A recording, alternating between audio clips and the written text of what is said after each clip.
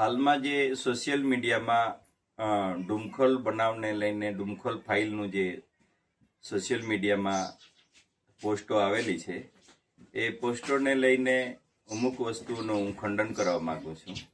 એમાં જે લોકો એ બી સોશિયલ મીડિયામાં જે પોસ્ટ નાખી છે એ નામ વગરની છે, પરંતુ સીધી ભાષામાં અને સીધું અને સટ કહેવા માંગુ છું કે ચૈતરભાઈ જે ડેડિયાપાડા મત વિસ્તારના ધારાસભ્ય છે એને ટાર્ગેટ કરવામાં આવી રહેલો છે.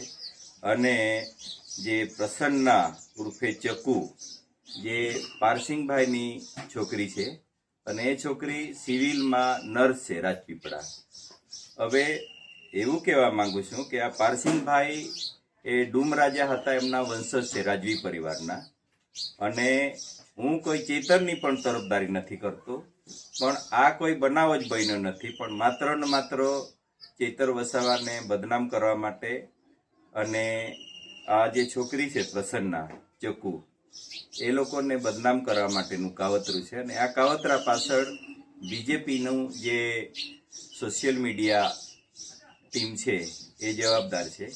એમાં મનસુખ વસાવા પણ સીધા જવાબદાર છે, કારણ કે એમણે જે સ્ટેટમેન્ટ આપ્યું છે એ નામ વગરનું આપ્યું છે. અને પોલીસ જે વિભાગ છે પોલીસ એ માત્ર ને માત્ર હરસંઘવીના ઈશારે, ગૃહ વિભાગના ઈશારે આમાં એફઆઈઆર વગેરે કરવા માંગતા નથી.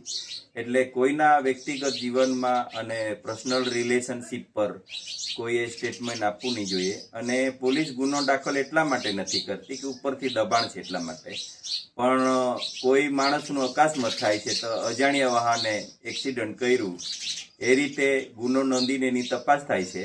એટલે મારે પોલીસને બી કહેવું છે કાયદો ને વ્યવસ્થા જળવાય અને કોઈ અનિચ્છનીય બનાવો ના બને આ બંને જૂથો વચ્ચે.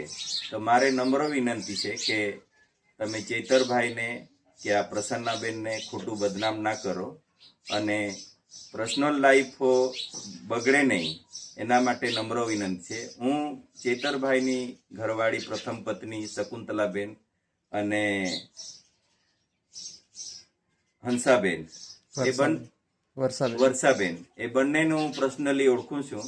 એ બિચારાને કોર્ટ મેટરના લીધે, સબ જ્યુડિશિયલ મેટરના લીધે એમના ઘરે કે ડેડિયાપાડામાં પ્રવેશબંધી છે. તેમ છતાં આ પ્રકારનો બનાવ બનાવીને માત્ર ને માત્ર એને પર્સનલી અને સોશિયલી રાજકીય રીતે બદનામ કરવાનું કાવતરું છે. હું એક આદિવાસી આગેવાન તરીકે એ કહેવા માંગુ છું કે બધા જ આદિવાસી ભાઈ બહેનો છે અને કોઈના પર્સનલ લાઈફમાં કે પર્સનલ જીવનમાં તમે આવો ડખો કરીને શું કરવા માંગો છો?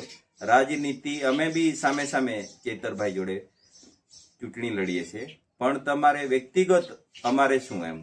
એટલે આ પ્રકારનું જે આખું કાવતરું છે એનું ખંડન કરીએ છીએ.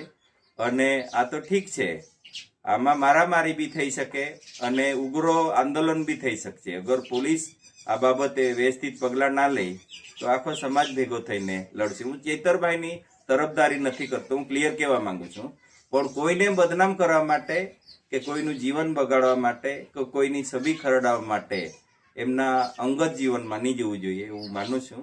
હું બહાદુરસિંહ ડી વસાવા, પૂર્વ કારોબારી અધ્યક્ષ નર્મદા જિલ્લા પંચાયત અને આદિવાસી સંવિધાન સેનાના મહામંત્રી ગુજરાત પ્રદેશ. આભાર બધાનો. જય જોહાર, જય આદિવાસી.